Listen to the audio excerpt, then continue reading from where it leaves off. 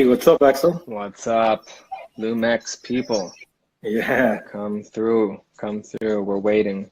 We're waiting. there we go. Oh, happy quarantine day, everybody. Quarantine day Quarantine. number 2, Yo, we're gonna sponsored keep. by Blumex.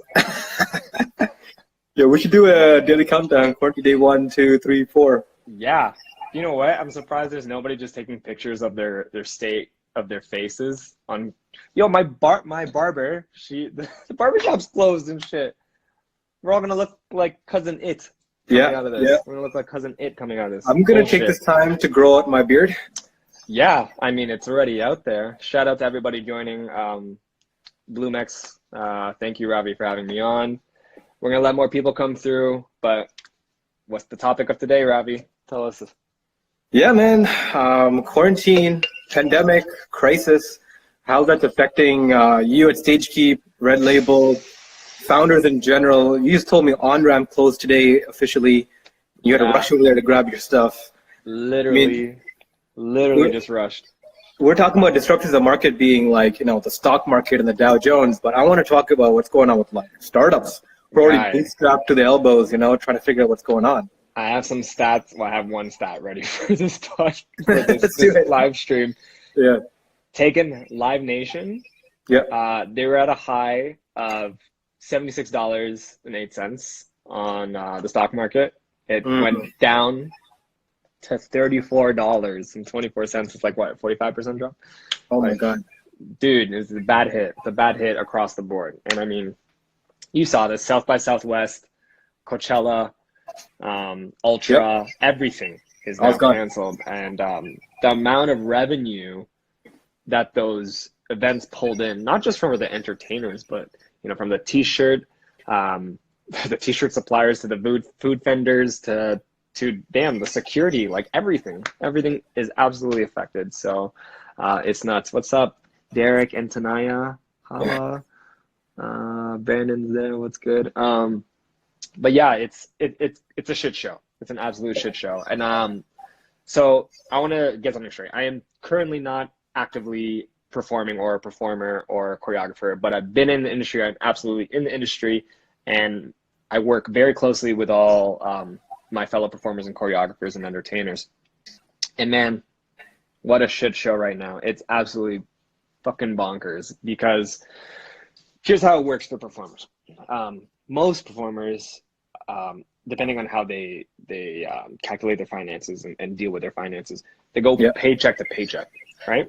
Which is pretty fucking scary, no matter what situation's happening. But right now, it's pretty hard on them financially.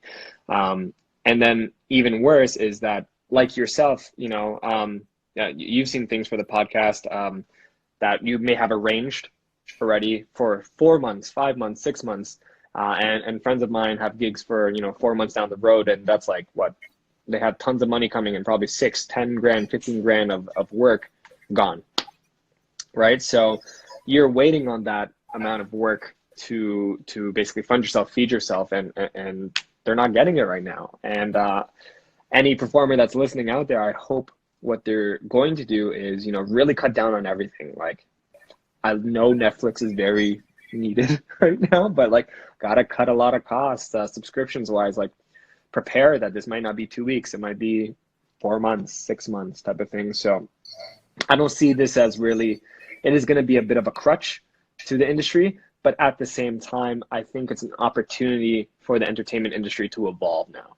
Yeah. You know what I mean? Because like, usually how it is, right, is like, it's fucked up because entertainers will be asked to work for free most of the time, and just to build their portfolio or build their following and knowing people.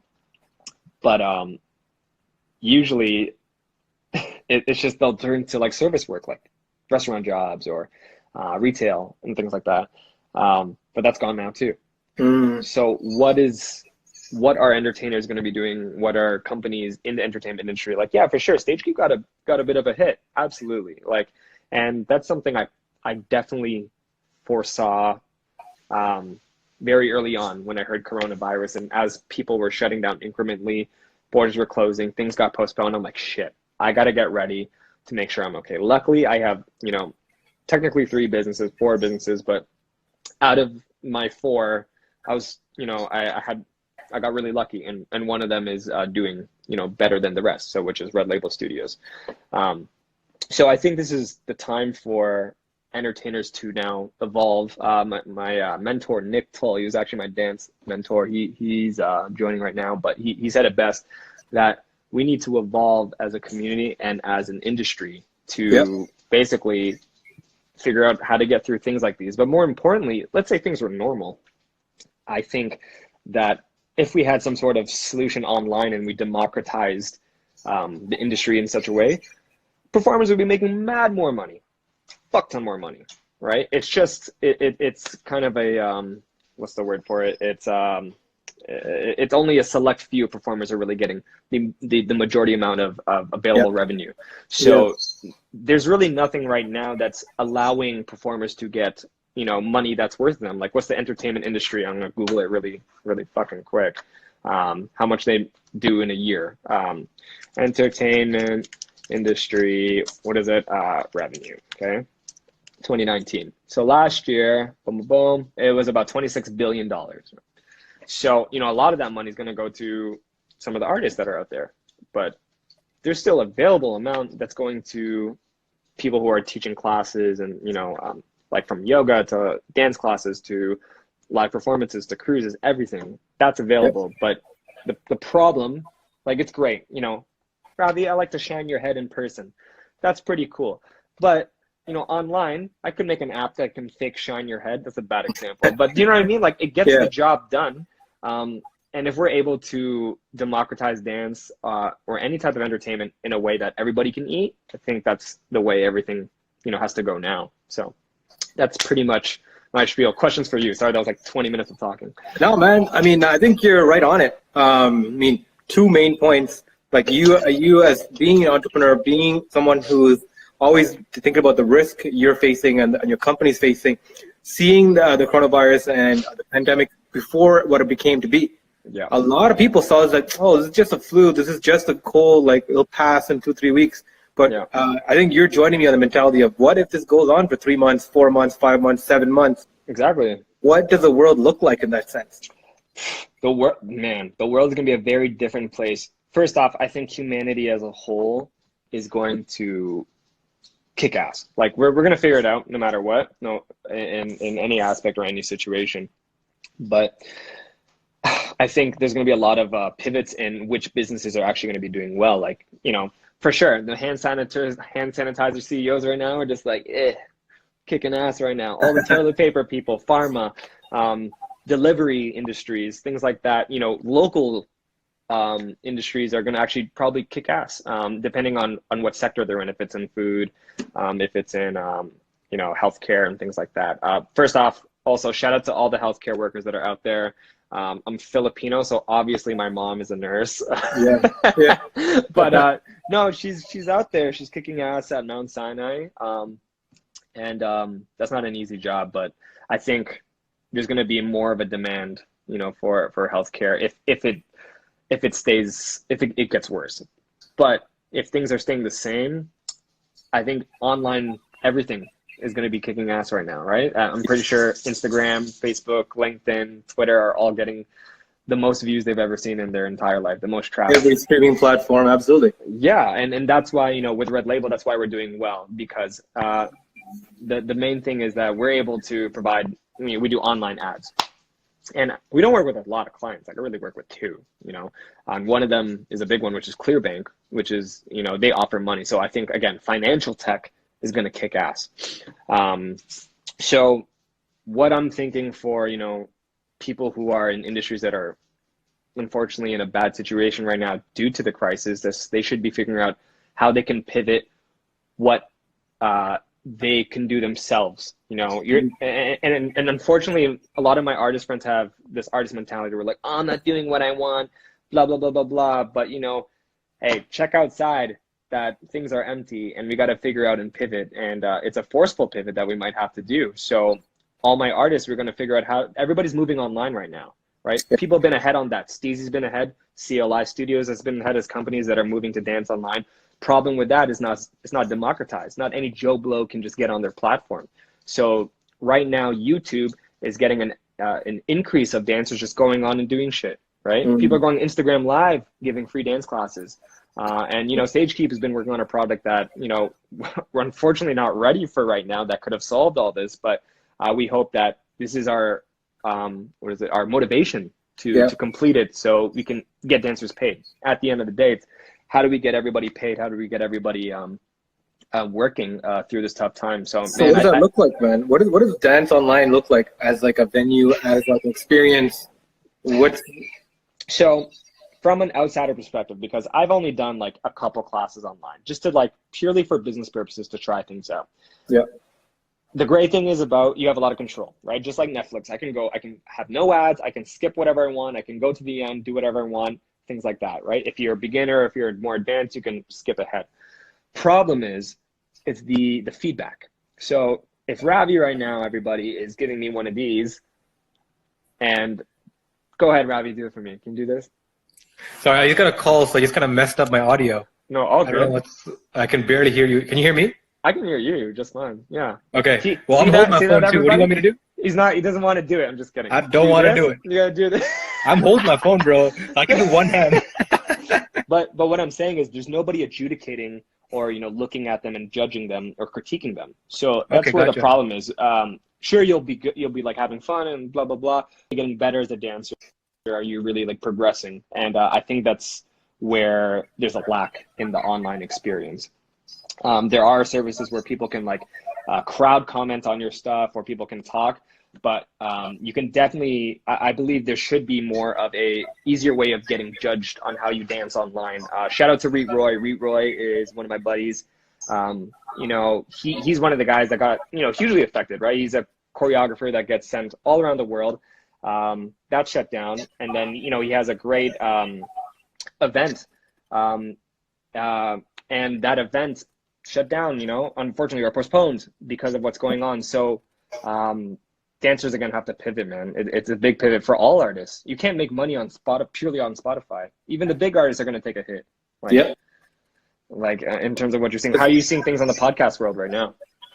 I mean, for us, I mean, podcasting is dead. Literally. Like, we had to cancel our monthly events. We saw that, right? We like, okay, we had to cancel events. We can't see that happen. But the podcast, like, okay, it's only controlled people, right? We have 5 people on set.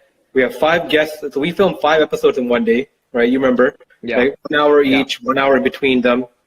And we film it all on a Sunday. So every 3 weeks on a Sunday, we film 5 episodes. Last Sunday was supposed to be 5 episodes. Supposed to be our 55th episode. So 51, 2, 3, 4, 5. All planned out 3 months ahead. And Friday, we're like, you know, we decided, okay, we send a COVID-19 update. Hey, everyone, in light of these moments, these are the restrictions we're putting in. We're going to have hand sanitizer on set. Let's restrict touching and all that. Minimize people there. But we just asked, like, have you had any contact with anyone with this virus, or been traveled outside of the country the last 2 weeks? Of the 5 people, right, 3 of them came back and said, oh, yeah, I was going to mention, my wife has flu-like symptoms. Second guess, I have flu-like symptoms. Third guess, I just came back from Spain. So you're like, canceled. You had to. How can we? Well, dude, even like, so the film industry is definitely, we should touch upon, you know, entertainment-wise. A lot of sets have postponed their shoots, right? The fucking hits people are taking. You know how much sometimes those big sets like Jesse Ochenka, somebody I work with just joined, your hour could cost, I don't know, $2,000 an hour at some point. And you had predated things for certain sets or studios because of the amount of people there and blah, blah, and schedules and all that. That shit's all moved and down the drain, especially if you have artist fees. Those artists aren't going to be available at that time because their shit's getting postponed and moved. I think that are going to thrive, though, are your editors. Your video editors are going to kick ass right now because that's how we're doing well at Red Label Studios, right? We're doing just fine from an editing perspective.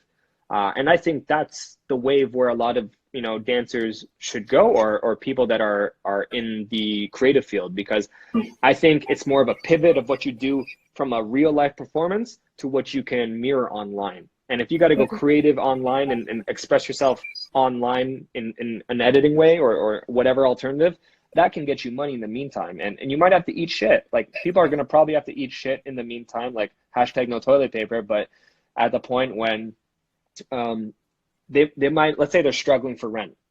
And, you know, Trudeau's giving that employment insurance out for people who are on contract or on low income.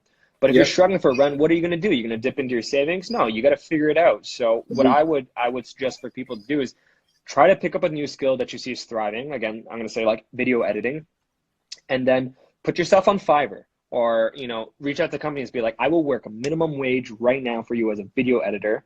I am very new, but I can go and get shit done, and reach out, and you will absolutely get people contacting you because you'll get some money in cash there. That's at least one of the things I thought of that people can do. But shit, man, for my podcast, like, are you trying to do, why don't you go online? You know, why don't you do some phone interviews? They're not as engaging, but like. So funny enough, that's what we try to do on the podcast. They're like, hey guys, we cannot wholeheartedly go ahead and film this physically. Yeah. Why don't we do a virtual one? I had no setup. We had no system in place at the time. And people came back. It's like, no, you know, the reason we're coming on is because the set you have, the HD quality, the 4K setup, 4K cameras. Yeah. Wow. And they're like, you know, we'd rather reschedule and hold off.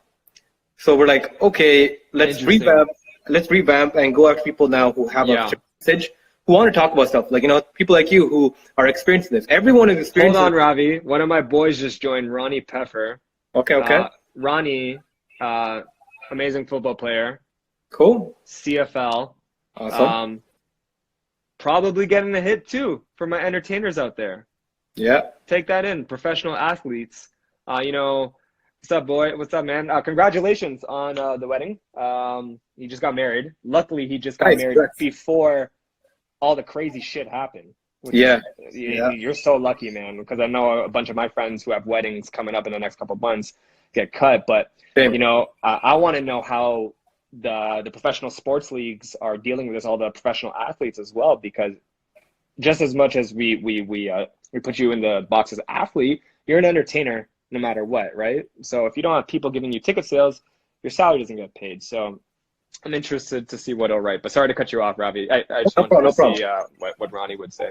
I think this is part of the joint zeitgeist at the moment, right? Like, everyone, there's 1 billion people across the world dealing with the effects of this pandemic, right? Yeah. In some countries where there's no infrastructure, other countries that are super locked down, and us who are semi there, right? Yeah. And in different aspects and different walks of life, we're all experiencing the pain of the disruption in business and logistics and just day-to-day activities.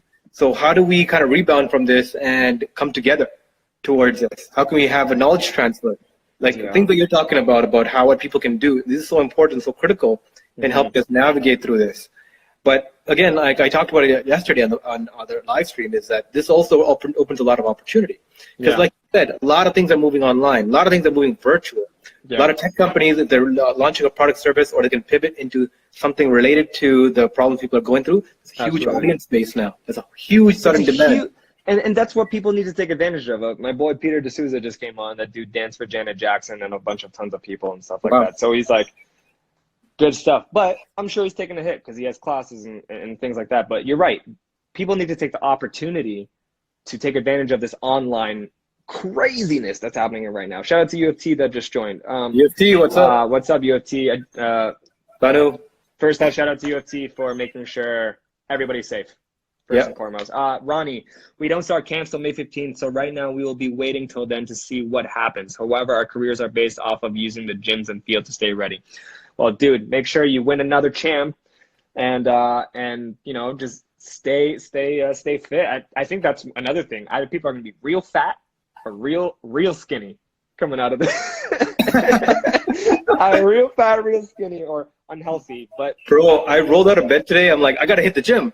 No, I'm getting ready for the gym, and I'm like, oh wait, I can't go to the gym. Your gym's closed, but like, it's exactly what you said. So I think everybody, you know, that's struggling, there's an opportunity to move your shit online.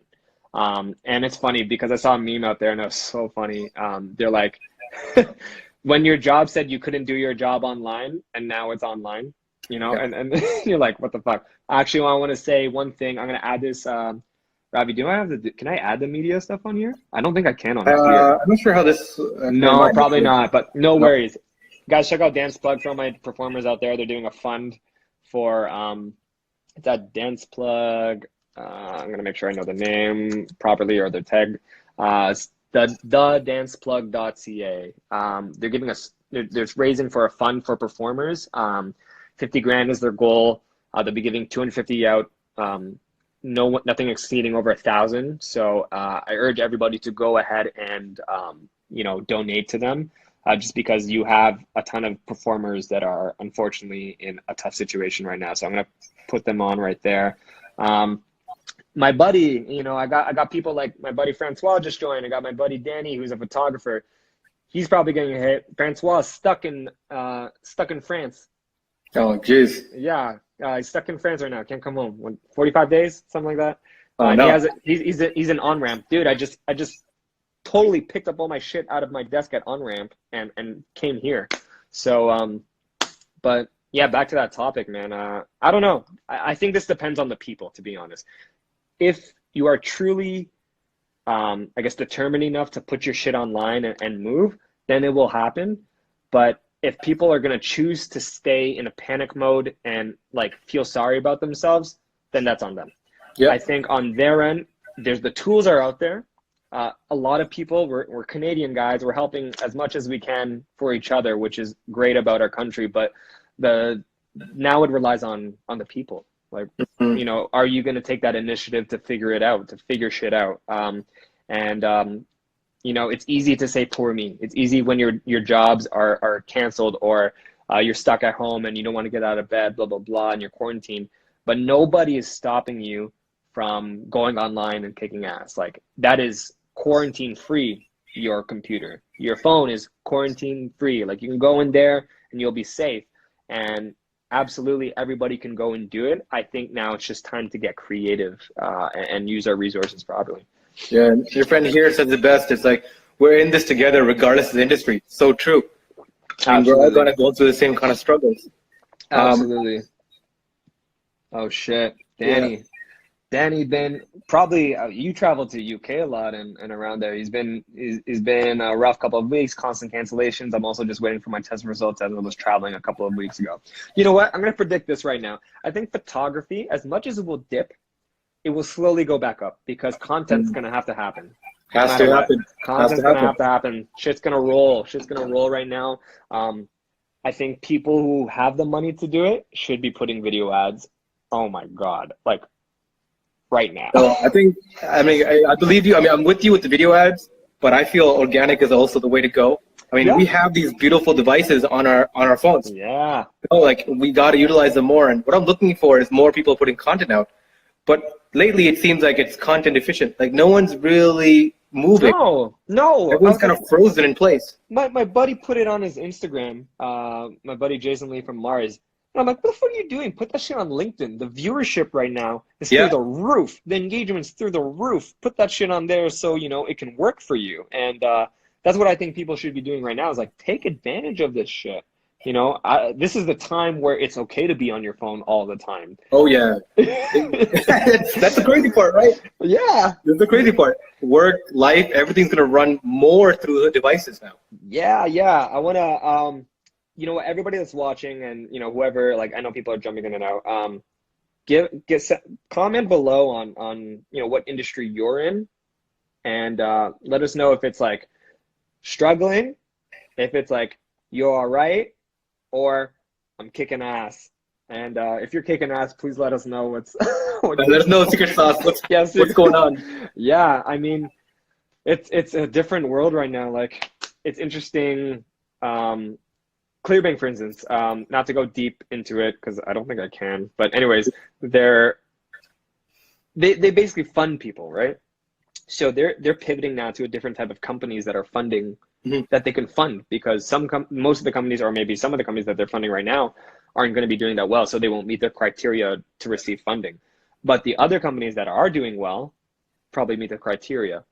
So it's a different switch in what companies are going to be doing well. And I'm really interested to see how this all plays out. obviously it's a fucked up time. I'm not gonna lie, real fucked up time. But isn't it kind of cool though? Like it's kind of cool. It's kind of cool It's kind, yo, we're in a once in a lifetime situation. Yeah. Like this is the kind of stuff you hear about in history books, but we're living it. Yeah. But we're living it through these things, man. We have the internet on our phones, right? Yeah. We can talk to each other, document this. Like, it's gonna be in history. Like, you know, 10 years from now, people are gonna be like, "Wow, that coronavirus thing. Remember that?" And then there'll be kids learning about it in a book. But like, not in a book. They can have virtual record. Yeah. They can have visual record of what people are going through. Absolutely. What their parents went through, their grandparents went through, right? my kids will see me and they'll be like, "Yo, what a thotty." I'm gonna delete all that before they see it.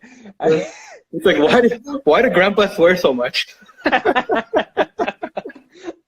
All the time.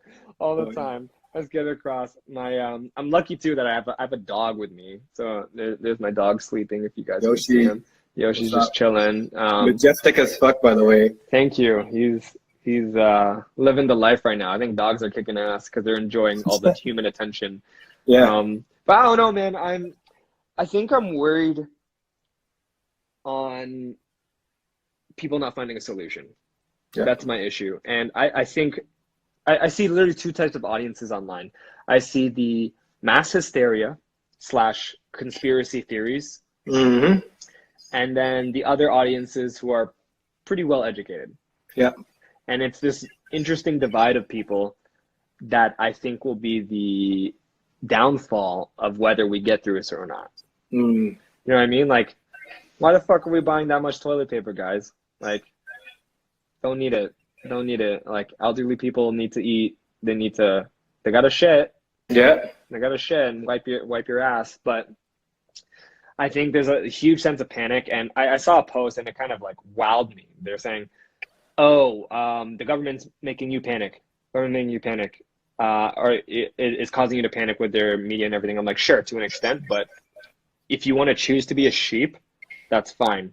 You're your own person. You can think for yourself. Like, government, to an extent, is stating out facts, right? Facts I know for sure is that shit's closing down. So that's how I know it's serious. But to all my people that are like, you know, saying that's their fault, and this is my opinion on causing the panic, I think it's people that are causing the panic. They're freaking out, right? They're interpreting it in their own way, and now they want to just freak out and storm the streets and do whatever and raid and everything. But I don't know, that's just me. I don't know, what's your opinion? No, I mean, I don't think it's unfounded either. I think a lot of people are genuinely lost in life in regular circumstances. Yeah. But with this added catastrophe of like disruption of everything, what do? Right? I mean, it goes down to this. Like, it doesn't matter if you're, again, working at a restaurant, right? Or if you are managing a hedge fund. Yeah. Right? Things are affecting you, things globally. If you're an owner of a business to a worker of a business, right? Things are affecting. And how much can really the government kind of step in? Like, Trudeau announced, a $10 billion fund to help small businesses going through the banks. That's like nothing. Yeah, but even then, there's no distribution strategy. Like, you go talk to the banks. Banks have no idea. There's no official policy of how it's being run, how it's being distributed. Do you apply for this? How do you quantify, what your loss to your business is, right? Like, who's going to be qualifying this? Like, this is all a logistical nightmare. And end of the day, going through a government that is like, governments are historically very slow with the huge bureaucracies to run things. Yeah. But being asked to kind of operate kind of like a startup. Absolutely. And how can they exactly pivot and move? I think one of the coolest things is that this is going to be a great opportunity. Like, we're going to come through this. Yeah. It's going to happen, right? Yeah. But during this process, I think it's a great learning curve for everything from government and essential services to get revamped, to become more agile, become more proficient. Yeah. Right? Well, we in the podcast that I run with one of Michelle's like business partners, we got to talk to Steve Rader, which was the head of NASA's innovation. Wow. And it was an honor. It was also hella scary, but they moved their entire research department to a crowd research, which was interesting. And I asked him, like, why did NASA do that? And while he spoke, he says he believes that and from their statistics, 40 to 45% of all jobs will become freelance. bonkers, right? Yeah, yeah. So government bodies and government programs like NASA have to now shift to meet that criteria, or the way the job market is stacked. So that makes sense. And like what you were saying is, at the end of the day, I think it's going to be a crazy, awesome learning curve for everybody to learn how to be more agile, especially for like government bodies who are usually slow to be to quicken your shit. And we're lucky, I think, as Canadians, that we got hit by SARS before, right? Yeah. We're way more prepped than a lot of the countries out there, like tons of the countries, because we got hit the worst when SARS was around.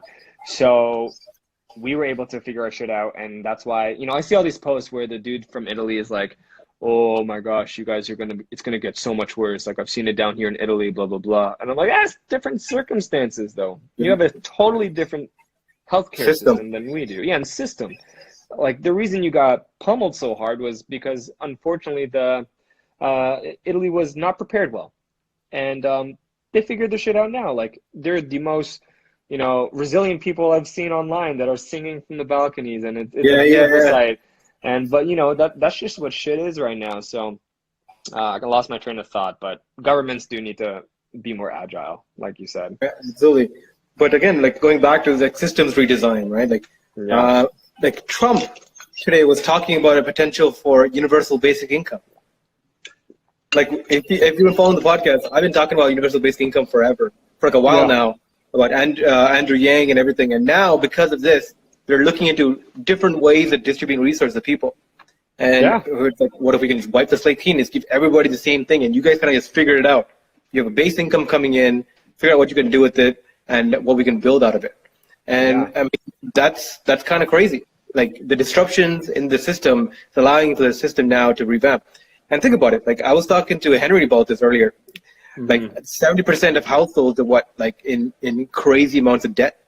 Like, one or two paychecks, almost like a few $100s away from being defaulting on a lot of their things too. Yeah. I mean, there's a potential for our economic system to kind of like restructure.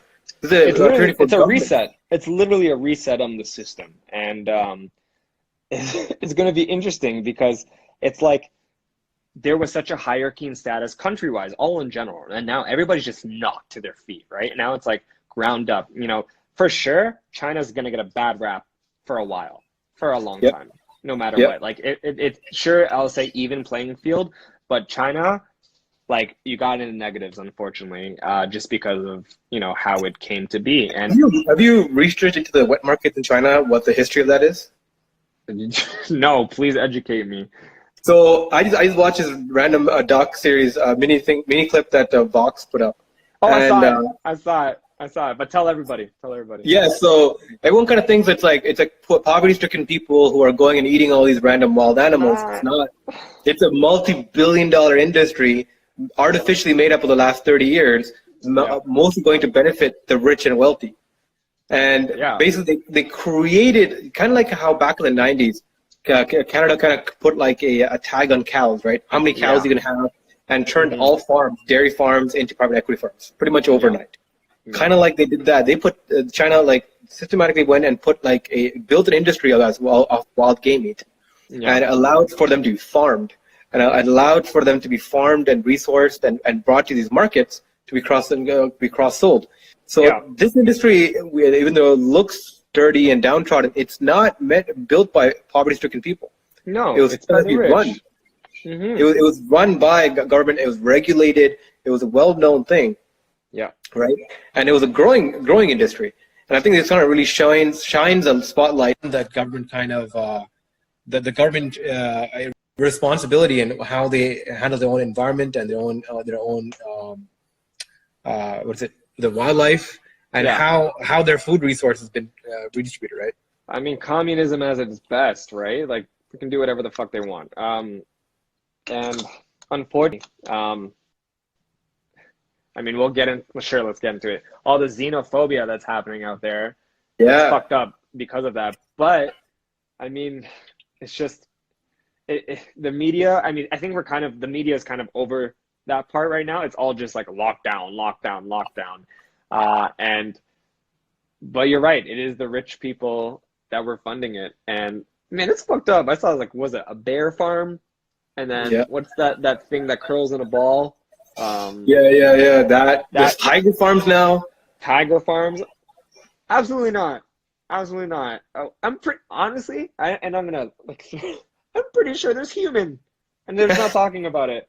I'm pretty sure, which is fucked up, but farming and all that. Oh God. I'm interested to see how China is going to change after, post Corona. Is it going to be the superpower of the world anymore? No idea, right? Still heavy contracts are set in with many companies all over the world, as China being the main supplier, and even distributor sometimes. But, I don't know. What do you think, Ravi? Like, you've been in that part of the business more than I have. What do you think? Do you think China is going to be? Yeah, I mean, we're already seeing China like pull back on its resources, right? They're pulling back on promoting itself as like this newfound world. Like China's historically always had this aspect of being isolated. They'd rather deal with their own, but like the new kind of push has been to like make it more of a world power. But now they're already talking about reversing that policy and become more nationalistic. They're looking at the spread of this disease and spread of this as like a national threat, right? Where they have to contain themselves better. But what's also interesting to see is that, like this misinformation campaign is coming up. Mm-hmm. Who's funding it too, right? Like the Russian troll farms that came out earlier through the scandals with Facebook, kind of opened up the eyes about the amount of resources nation states are now putting into actually pushing kind of anarchy online. Yeah. So like you said, like now more people are going online, but if there's more of a systematic push to spread misinformation through online. Exactly. Well, that's what's happening right now. Unfortunately, there's a lot of uneducated people out there, and even where they think they're getting proper resources, they're not getting proper resources, or they're interpreting those proper resources incorrectly. Because rule 101 of the internet, and anybody that doesn't know this, please figure it out, that not everything you see online is true. Like, go ahead and figure it out for yourself. Go and, cite things, look on proper, message boards, by the government or whatever have you, like organizations like WHO, NCBI and things like that, for your health and statistic knowledge. But I think that's, again, back to the topic of what I said between people who are smart enough or not smart enough, just like misinformed, versus the people who are informing themselves properly, is that where that's a disconnect that's going to cause or disrupt and also increase the amount of demise for what's going on here. Yeah, man. Yeah. But you were before earlier, we were touching upon this, right? Like what people can do to get resources right now. Okay, money. Yeah. So online. For my performers out there, since the topic is on the entertainment industry, I definitely think that, go on danceplug.ca. I know soon they'll be getting resources to help yourself with rent. Luckily the government, if you're in Canada, Trudeau's putting out, how much was it, Ravi? I think it's like 10 billion. 10 billion for employment insurance, EI, and everything out there for people who are on contract or on low income. On top of that, though, I know everybody wants to be self-sufficient, and I think it's time for everybody to evolve. Definitely go on things like Fiverr and see what skills you could offer on there, because I know a lot of companies, personally myself, have used Fiverr to get a lot of shit done.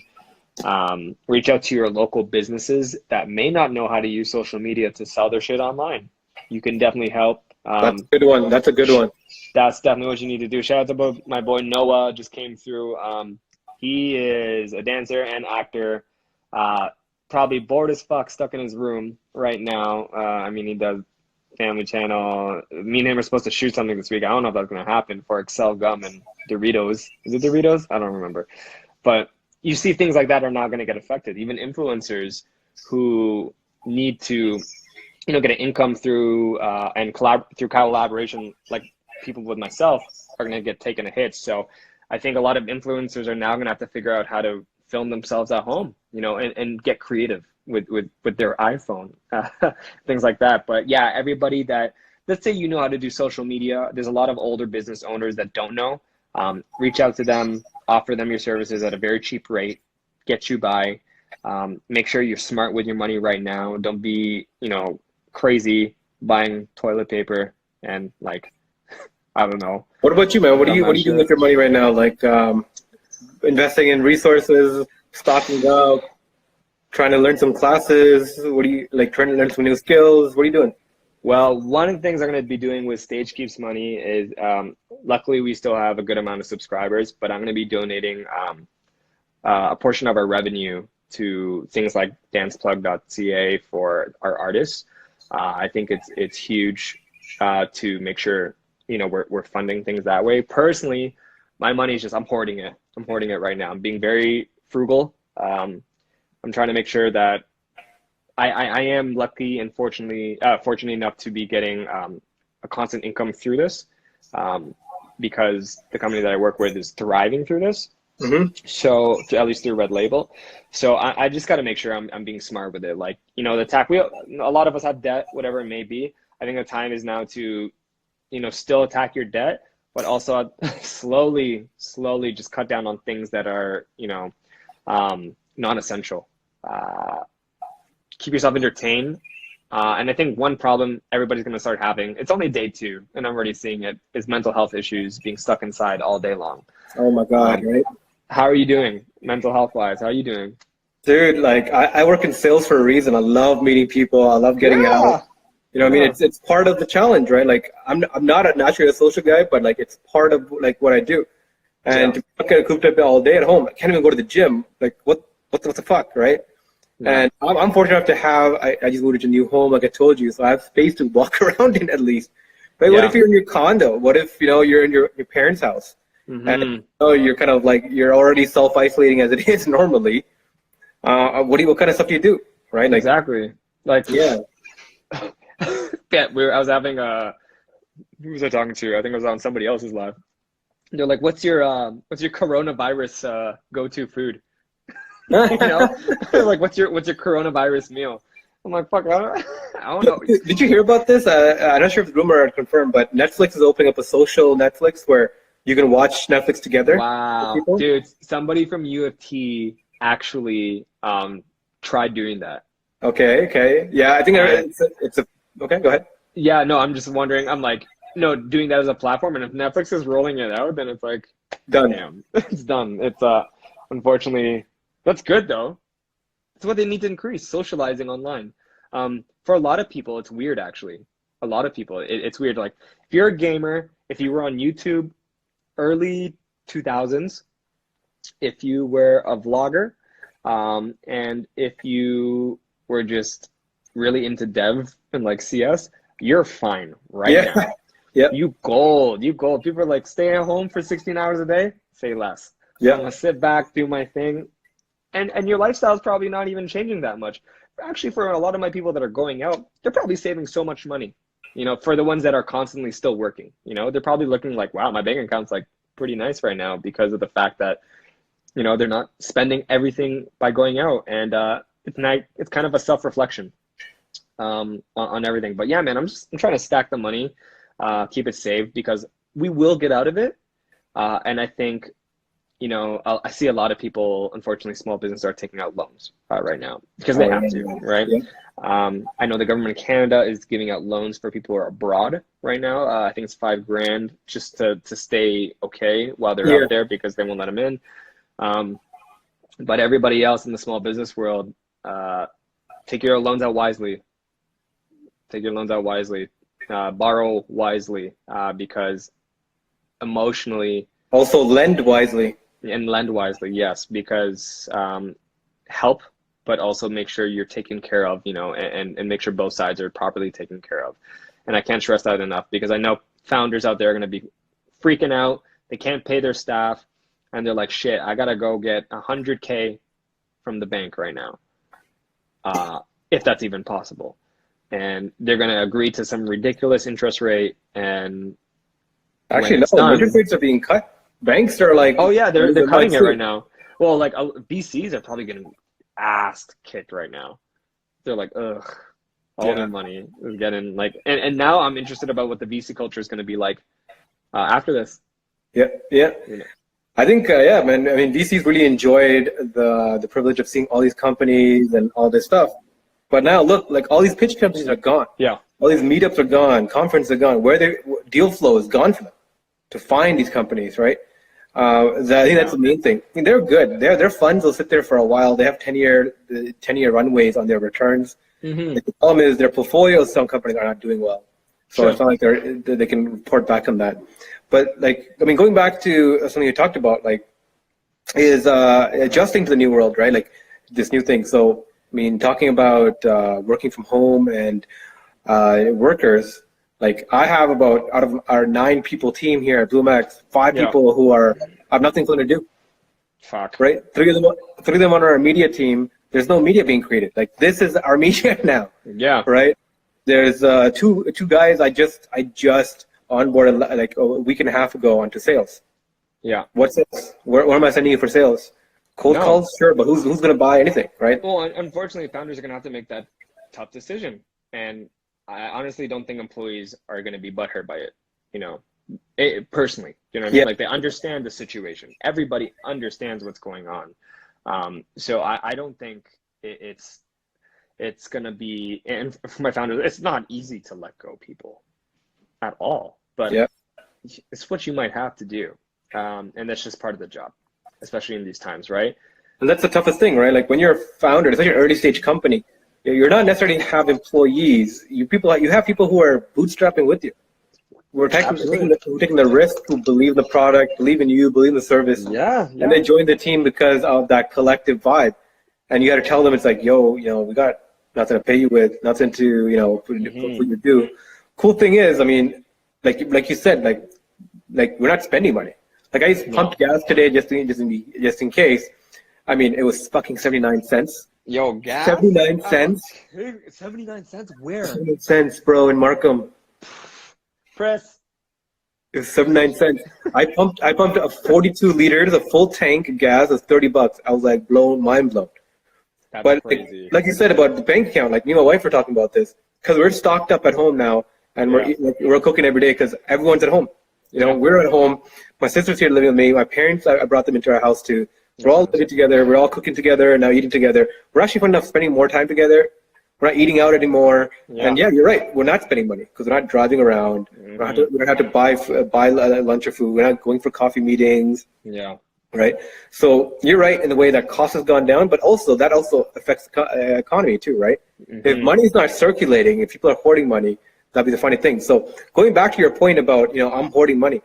You know, one of the funny things is, like, usually during crisis, people go and take all their money out as cash, right? Yeah. Just run on the banks, they call it. Yeah. Or they freeze people, or they freeze bank accounts, so you only access X amount of dollars or X amount of dollars. There's no talk of that. That's weird. And I thought about that too. That's weird. Why nobody's doing that? Yeah, there's no talk about that. And I think it's because, like, we don't like cash. Like, fuck that. My house is about to look like Pablo Escobar in my next No way. The thing about we're so used to touchless paying by credit cards, paying by things, that people are not thinking about cash and having cash on them. No, they absolutely need to, and I'm glad you brought that up because, you know, man, all these years, me and my girlfriend were always like, oh, we got to do a go bag. We got to make a go bag just in case, you know, just in case. And like, things go bad. The day where we needed a go bag, we're like, shit. Like, we don't need it to like flee our house right now, but in my head, I'm like, damn, you know, it probably would have been nice to have things like that. Francois, everyone in France is doing touchless pay and Uber Eats. Catch is not social distancing, if that makes sense. That's totally true. Oh, You're that's right. A good point. That's a good point. That's a great point. Great point. Yeah. So I think that's funny, right? Like, cash is, I don't think it's about spending it. It's more about security, right? Yeah. It's like stocking up on food. Oh. Boom. Oh, I haven't watched it. What is it at right now? Fucking went up $400. Yeah, I was waiting for this because, like, Bitcoin. Yeah. Shout out to Justin Barkey, just came in. He runs a studio. Oh, cool. I hope, man, I hope shit's going well with you, bro. I hope shit's going well. Wanted to do, like, great guy. If you ever need a hose, Ravi, that guy. Okay. That guy's the one. Energy, the mad energy. But yeah, it's about money. It's about money right now. Let's stay on track on that. Go ahead. Touchless pay. Yeah, I mean, touch is pay. I mean, I think we've gotten so used to it. Like, I've been like touching my debit card, my credit card, and things so much. I get pissed off when I need to put my PIN in, let alone cash. Oh my gosh. I'm like, this is so, don't, all about my, what does it say? Stay positive. Hand sanitizer. I'm like, I don't want to punch in my PIN and things like that. Like, I still have my, the company business debit card. Doesn't have tap to pay. And I'm like, Yeah. Yeah. TD? I'm guessing TD Bank? TD, yes. Yeah. Let's roll that out. It's so annoying. Yeah, have you checked into Wealthsimple's new checking account? No, I should though. I got one of those what is it called? I'm gonna block out my number, but one of those Coho cards. Yeah. Yeah, this is pretty. What is that? Coho, it's cool. It's a company. I used to do advertising for them at the marketing agency. Okay. And it's basically you can just transfer your money into there, and if you're a founder or business owner and you like want to separate your shit for free, you open up account, done. Like super low ass like fees, like really like virtually nothing to be honest. And it helps you top up and save, and you get a shit ton of discounts with it. So shut the hell up, Francois.